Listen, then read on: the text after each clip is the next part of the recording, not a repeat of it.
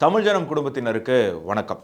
இந்தியாவுடைய ஜம்மு காஷ்மீர் பகுதிக்கு ஒரு மிகப்பெரிய ஆபத்து உருவாயிருக்கு. அந்த ஆபத்திலிருந்து நமது ஜம்மு காஷ்மீரை நாம் காப்பாற்றுவதற்கு இந்திய அரசுக்கு முன்பு ஒரு ஆயுதம் ஒன்று தோன்றியிருக்கு. ஆனால் அந்த ஆயுதம் ரொம்ப டேஞ்சரஸுங்க. 2 முனை கத்தி கொண்டது. அதை சிறிது அளவுக்கு தவறாக பயன்படுத்தினால் கூட அது நம்மளே தாக்கிவிடும். அப்படிப்பட்ட ஆயுதம் என்ன, நம்ம ஜம்மு காஷ்மீரை காப்பாற்றுவதற்கு அது எப்படி பயன்படும் அப்படிங்கிற பல சுவாரஸ்யமான தகவல்கள் இந்த காணொலியில் உங்களுக்காக காத்துட்டு இருக்கு. Welcome to beyond headlines. நான் உங்கள் ஆனந்த் டி பிரசாத். தொடர்ந்து இந்த வீடியோ பார்க்கறதுக்கு முன்னாடி தமிழ் ஜனம் சேனலில் பியாண்ட் ஹெட்லைன்ஸ் நிகழ்ச்சிக்கு மிகப்பெரிய ஒரு வரவேற்பு உங்கள் மத்தியில் கிடச்சிருக்கு. நிறைய பேர் சப்ஸ்கிரைப் பண்ணிட்டு இருக்கீங்க. நம்ம இப்போ 5 to 6 லட்சம் சப்ஸ்கிரைபரை நோக்கி போயிட்டுருக்கோம். வேகமாக அங்கே சென்று அடைவதற்கு உங்களுடைய உதவி தேவை. ஸோ சப்ஸ்கிரைப் பண்ணாதவங்க உடனே நம்ம சேனலை சப்ஸ்கிரைப் பண்ணிவிட்டு தொடர்ந்து இந்த வீடியோ பாருங்கள். இப்போது மத்திய கிழக்கு பகுதியில் வசிக்கக்கூடிய ஒரு இன மக்கள் தான் இந்த குர்திஷ் மக்கள். தற்பொழுது அந்த குர்திஷ் மக்கள் துருக்கி, சிரியா, ஈராக், ஈரான், அர்மேனியா போன்ற பல நாடுகளில் ஒரு 2ஆம் கட்ட குடிமக்களாக அல்லது அகதிகளாக வாழ்ந்துட்டு இருக்காங்க. துருக்கியினுடைய 20% ஜனத்தொகை குர்திஷ் இன மக்கள் அப்படின்னு சொல்லப்படுது. 12ஆம் நூற்றாண்டுல ஆட்டோமன் எம்பையர்னுடைய ஆட்சியின் கீழ் இந்த குர்திஸ்தான் அப்படிங்கிற பகுதி ஆக்கிரமிக்கப்பட்டு இந்த குர்திஸ்தான் இன மக்களை துருக்கியர்கள் அன்று முதல் துன்புறுத்திக்கிட்டே வரக்கூடிய காட்சி நம்மளால பார்க்க முடியுது. 1923ஆம் ஆண்டு முதல் குர்திஸ்தான் மக்கள் அந்த குர்திஷ் மொழி பேசுவதற்கு துருக்கியில் தடை விதிக்கப்பட்டிருக்கு அப்படின்னு சொன்னால் அவங்களால நம்ப முடியுதா?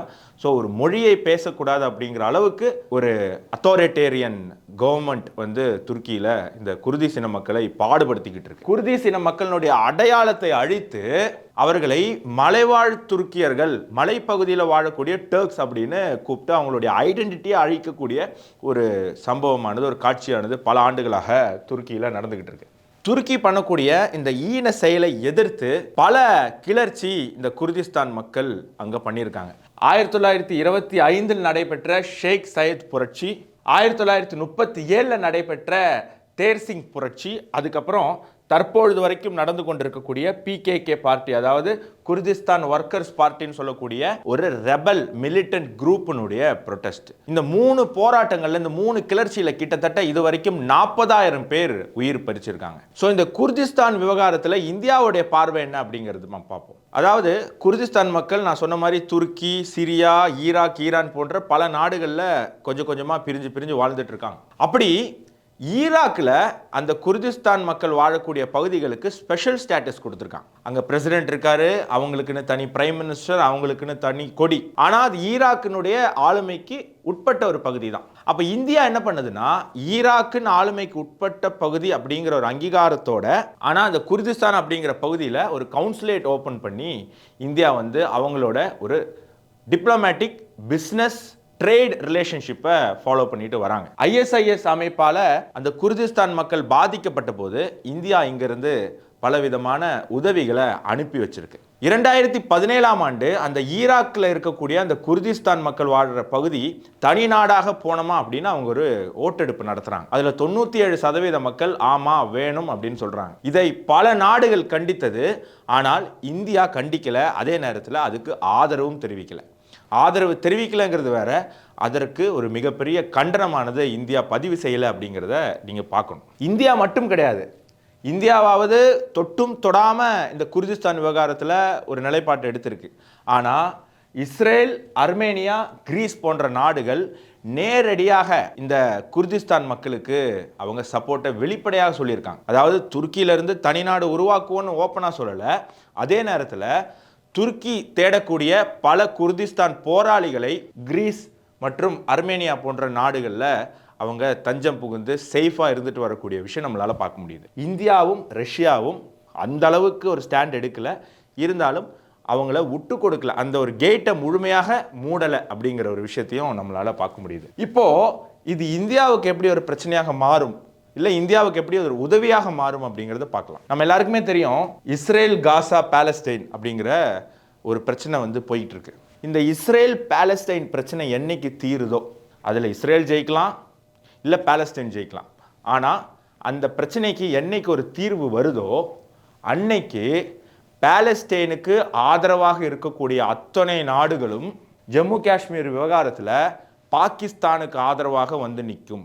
ஜம்மு காஷ்மீர் இந்தியாவுடைய பகுதி அல்ல, ஜம்மு காஷ்மீர் ஒரு தனி நாடு, அல்லது ஜம்மு காஷ்மீர் பாகிஸ்தானுடைய ஒரு பாகம் அப்படின்னு சொல்லி பாலஸ்தீனுக்கு ஆதரவாக இன்னைக்கு குரல் கொடுக்கக்கூடிய அத்துணை நாடுகளும் பாகிஸ்தான் நிலைப்பாட்டை எடுத்து இந்தியாவுக்கு எதிராக இந்தியாவுடைய எல்லையில் வந்து நிற்பாங்க. ஜம்மு காஷ்மீர்லேயே ஜம்மு காஷ்மீர் இளைஞர்களை மூளை சலவை செய்து மிலிட்டன்ட் ஆக்டிவிட்டீஸில் ஈடுபடுத்துவதற்கு துருக்கியினுடைய பாராமிலிட்டரி ஃபோர்ஸ் ஈடுபட்டு வருவதாக நம்பகத்தன்மை கொண்ட பல பேரிடமிருந்து நமக்கு தகவலானது கிடைச்சிருக்கு. அப்படி துருக்கியை ஜம்மு காஷ்மீர்லேருந்து திசை திருப்பணும் அப்படின்னு சொன்னால், துருக்கி மட்டுமில்ல, துருக்கியினுடைய நட்பு நாடுகளாக இருக்கக்கூடிய அசர்பைஜானாக இருக்கட்டும், இல்லாட்டி வந்து சைனாவாக இருக்கட்டும், இது மாதிரி நாடுகளை ஜம்மு காஷ்மீர்லேருந்து திசை திருப்பணும் அப்படின்னு சொன்னால் துருக்கிக்கு ஒரு தலைவலியை ஏற்படுத்த வேண்டும்.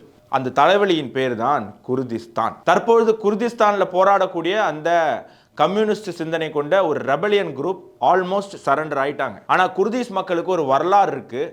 அவங்க பல ஆண்டுகளாக இந்த போராட்டமானது தொடர்ந்துகிட்டே இருக்காங்க அவங்களுடைய தனிநாடு கோரிக்கைக்காக. ஆனால் இதில் என்ன ஒரு வேடிக்கைன்னா, குர்திஸ் மக்கள் ஒரு இனத்தவராக இருந்தாலும் அவர்கள் மதங்களாக பிரிந்திருக்கிறார்கள், மொழிகளாக பிரிந்திருக்கிறார்கள், ஐடியாலஜிக்கலாக பிரிந்திருக்கிறார்கள். அதனால் அவங்களுக்கான ஒரு ஒற்றுமையாக போராடக்கூடிய ஒரு வாய்ப்பு அவங்களுக்கு கிடைக்கல. துருக்கியிடம் இருப்பது போல் பலம் வாய்ந்த ஆயுதங்களும் இந்த குர்திஸ் இன மக்கள் போராட்ட குழுவினருக்கு இல்லை. இப்போ நமக்கு தெரியும், பாகிஸ்தான் இந்தியாவை தற்பொழுது தாக்கிய போது அவங்க பயன்படுத்தியது துருக்கியினுடைய ஆயுதங்கள். அதற்கு பழி தீர்க்க வேண்டிய ஒரு கட்டாயம் இந்தியாவுக்கு இருக்கு. அது எப்படி பழி தீர்க்க முடியும்? கிரீஸும் அர்மேனியாவும் இந்த குர்திஸ்தான் போராளிகளுக்கு ஆதரவாக இருக்கக்கூடிய நாடுகள். நம்மளுடைய ஆயுதம் ஆல்ரெடி நம்ம அர்மேனியா மற்றும் கிரீஸோட ஒப்பந்தம் போட்டு அவங்களுக்கு ஏற்றுமதி செய்ய போகிறோம். அப்படி நாம் ஏற்றுமதி செய்யக்கூடிய நம்மளுடைய மிசைல்ஸ், நம்மளுடைய பிரம்மோஸ், நம்மளுடைய ஆயுதங்கள் இந்த குர்திஷ் மக்கள்கிட்ட கிடைச்சா எப்படி துருக்கியினுடைய ஆயுதங்கள் இந்தியா மீது பாய்ந்ததோ அது போன்று இந்தியாவுடைய ஆயுதங்கள் துருக்கி மீது பாயும். இந்தியாவும் துருக்கியும் நேரடியாக போரில் சந்திக்காமலே. ஸோ இதில் ஒரு ப்ளஸ் பாயிண்ட் இருக்குது. துருக்கி வந்து இதில் வந்து அவங்களுக்கு ஒரு தலைவலி ஏற்படும். அதனால் அவங்க ஜம்மு காஷ்மீர்லேருந்து அவங்க பார்வையை மாற்றுவாங்கன்னு. அதே நேரத்தில் இது எந்த அளவுக்கு எஸ்கலேட் ஆகும் அப்படிங்கிற ஒரு கேள்வியும் இருக்குது. ஆனால் இந்த நேரத்தில் ஒரு டஃப்பான டிசிஷன் இந்தியா எடுக்கலை அப்படின்னு சொன்னால், நான் சொன்ன மாதிரி பாலஸ்தீன் பிரச்சனை முடிவுக்கு வரும்போது இந்த அத்துணை நாடுகளும் ஜம்மு காஷ்மீர் எல்லையில் வந்து நின்று இந்தியாவுக்கு எதிராக போராடக்கூடிய ஒரு காட்சி நம்ம பார்ப்போம். என்னை விட நம்மை விட நமது இந்திய அரசுக்கும் இந்திய பாதுகாப்பு படையினருக்கும் இதை எப்படி கையாள வேண்டும் என்று தெரியும். குர்திஸ்தான் மக்களினுடைய வாழ்க்கை வரலாறை படித்தபோது எனக்கு தோன்றிய, என்னுடைய மனதில் எழும்பிய பல கேள்விகள், பல பதில்கள் இன்னைக்கு இந்த காணொளி மூலமாக உங்களுக்கு நான் சொல்லியிருக்கேன். மீண்டும் இன்னொரு காணொளியில் சந்திப்போம். நன்றி, வணக்கம், ஜெய்ஹிந்த்.